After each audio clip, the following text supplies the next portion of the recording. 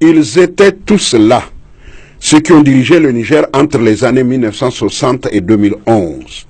Ils furent des compagnons de Djori Amani, Seyni Kounché, Ali Cheibou et même Tanja.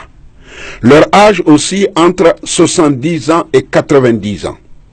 Ils ont été premiers ministres, ministres, préfets, députés, officiers supérieurs ou occupé des postes stratégiques importants. Pourquoi ces trois régimes?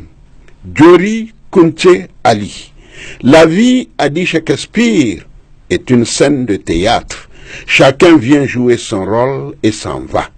Ils ont servi le pays. Certains ne sont plus de ce monde.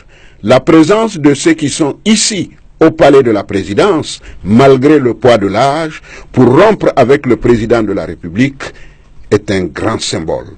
Symbole pour la paix et l'unité nationale, symbole pour l'histoire récente du Niger, symbole pour des hommes et femmes qui ont contribué à la construction du Niger.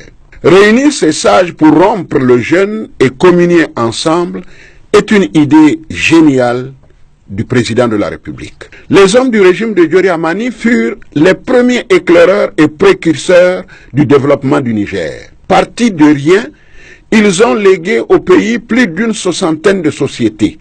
C'est Djori Amani qui lança un très grand projet qu'on daigne ignorer aujourd'hui, la route de l'unité et de l'amitié nigéro-canadienne. Route qui va de Gouré à Ngigimi, longue de plus de 500 km et dont le superviseur n'est autre que le président Tanja, alors capitaine. Nombreux de ces pionniers de notre indépendance ont tiré leur révérence, surtout ceux du régime Djori. Ici, Adou Adam, le gentleman, il fut homme de confiance et un des plus jeunes cadres du régime Djori.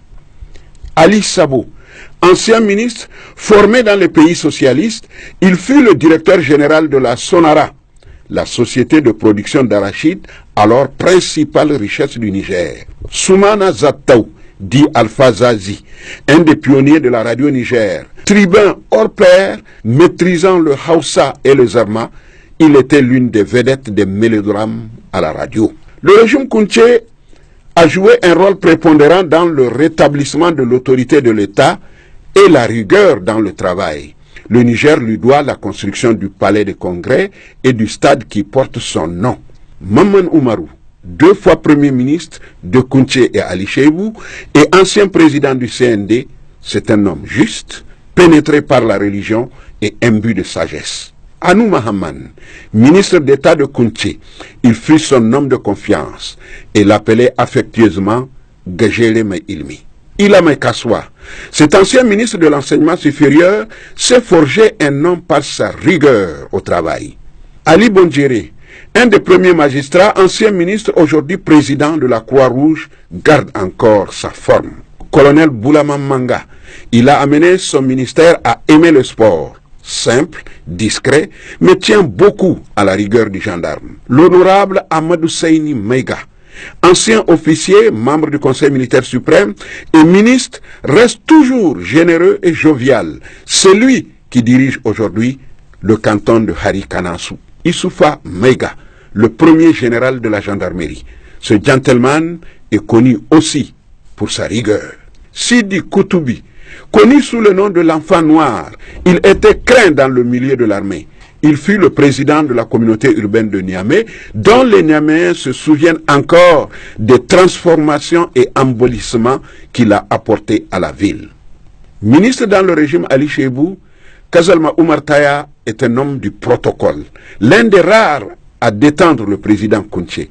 Homme de culture aussi, il fut créateur du journal Le Kazel et l'organisateur des débats Tachin Wakare.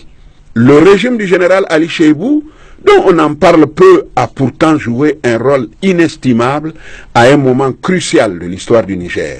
Généreux, débonnaire, il a un sens élevé de l'amitié.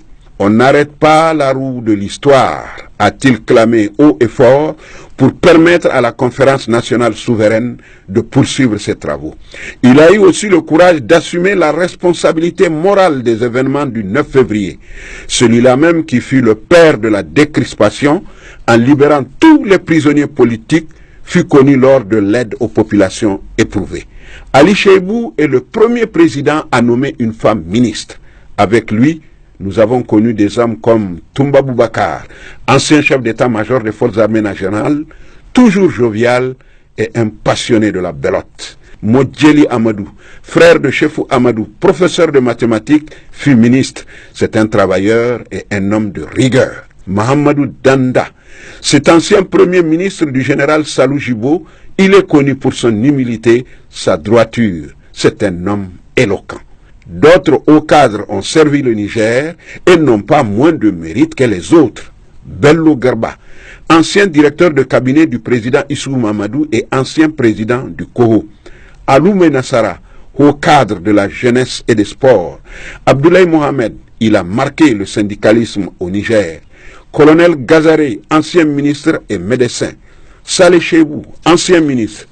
Ce sont ces grands patriotes parmi tant d'autres qui furent les convives du président Issou Mamadou pour la rupture du gène. Ce fut un grand moment de communion, un moment pour cimenter l'unité nationale. Ne nous trompons pas, la réussite de la renaissance du Niger repose sur cette unité. Dans ce domaine, la conviction du président de la République est inébranlable. Sa soif et l'espoir fondé en la jeunesse nigérienne, certes, mais Issou Mamadou sait que c'est avec les leçons du passé que l'on construira le Niger. L'unité des fils du pays dans notre vie sociale est indéniable. En intégrant ces anciens responsables dans la dynamique de l'unité nationale, la concorde, la paix, Issou Mamadou veut marquer son plus grand intérêt à la renaissance culturelle. La culture est l'instrument fondamental de notre survie. Notre démocratie doit s'adapter à nos réalités, à notre culture.